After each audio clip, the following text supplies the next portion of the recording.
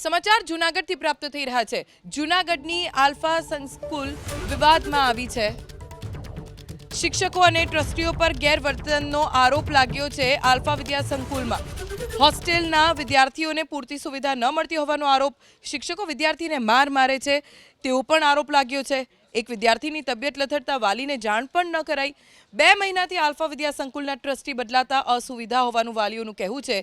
તો આલ્ફા વિદ્યા સંકુલના ડિરેક્ટરે નિવેદન આપ્યું કે વિદ્યાર્થીઓ હેરાન કરતા હોય તો ઠપકો આપવામાં આવે છે।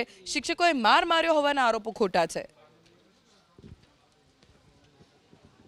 હોસ્ટેલમાં જ રહું છું અને મને થોડાક દિવસો પહેલા તાવ આવી ગયેલો હતો અને મારા ઘરે કોઈને જાણ નથી થઈ। મને બહુ આમ ચક્કર આવવા મળ્યા, હું પડી જાઉં ત્યાં સુધી કોઈને જાણ નથી કરી અને પછી છેલ્લે જાણ કરી અને મારી તબિયત બહુ બગડી ગઈ હતી અને ચક્કર આવે ને પડી જાય ત્યાં સુધી આ લોકો કંઈ ધ્યાન આપતા નથી। કોણ ધ્યાન નથી આપતું? મેં વિનોદ સાહેબને 2-3 વાર કીધું તો એને કીધું, હિતેશ સાહેબને ફોન કરીને એ કહે કે હું આગળ ત્યાં દવાખાને લઈ દઉં, એમ કરીને આખો દિવસ કાઢવી નાખતો અને છેલ્લે હિતેશ સાહેબ કહે કે તને આગળ દવાખાને લઈ જાઉં, અહીંયા સાંજે ડૉક્ટર આવે એટલે ફોન કરાવી દેજો, એવું કંઈ નહીં। મારા છોકરાને ગેરશબ્દોનો ઉપયોગ કરે છે। આ હોસ્ટેલમાં સારી સુવિધા નથી મળતી। 15 દિવસ સુધી પંખા બંધ હોય છે અને મારો છોકરો લોબીમાં દોડતો હતો અને વિનોદ સરે એને માર્યો। 10-12 ઝાપટ મારી, સ્તંભથી માર્યો, વાસો આખો લાલ કરી દીધો। હજી સીસીટીવી કેમેરામાં તો હશે જ જે માર્યો છે ને। પણ એ સિવાય આ હોસ્ટેલમાં બાળકોને મારવાનો હક એ લોકોને કોને આપ્યો? 2 વર્ષમાં મેં કોઈ દી અહીંયા હોસ્ટેલ તો શું ઓફિસમાં પણ હું કોઈ દી કમ્પ્લેન્ટ કરવા નથી ગઈ કે નથી મારા બાળકને કોઈ દી કમ્પ્લેન્ટ આવી કે નથી મારો બાળક કોઈ દી વાયડો, તો 2 મહિનામાં જ કેમ કમ્પ્લેન્ટ આવવા માંડી? પાછા મારા બાળકે મને શિકાયત કરી તો તે તારા વાલીને શિકાયત કરી શું કામે? તો છોકરાઓને ડરાવવામાં ધમકાવવામાં આવે છે ને ટોર્ચર, મેન્ટલી ટોર્ચર કરે છે।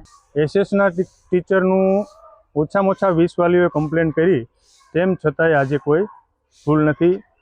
રિઝલ્ટ બધાના સામે છે, છોકરાઓના આ મોબાઈલની અંદર છે આપણા બધા છોકરાઓના રિઝલ્ટો।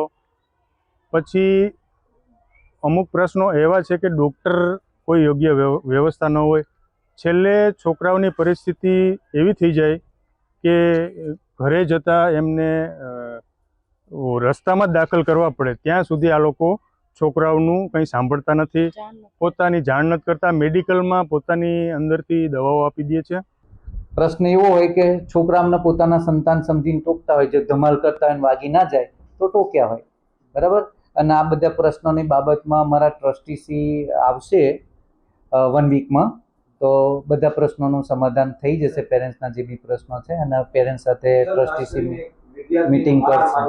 એવું તો બનતું જ નહીં કે પરિવારને જાણ ના થાય। મેં આખું રજિસ્ટર મેન્ટેન કર્યું છે એના માટે કે કયા બાળકને ક્યારે શાના માટે રજા આપી છે, ઇમરજન્સી કેસમાં લઈ ગયા હોય, એ બીમારીમાં દરરોજ અમે લઈ જ જતા હોઈએ છીએ અને પેરેન્ટ્સને બી અમે જાણ કરી જ દેતા હોઈએ છીએ કે ક્યારે એવું બનતું નથી કે ક્યારે જાણ ના કરી હોય।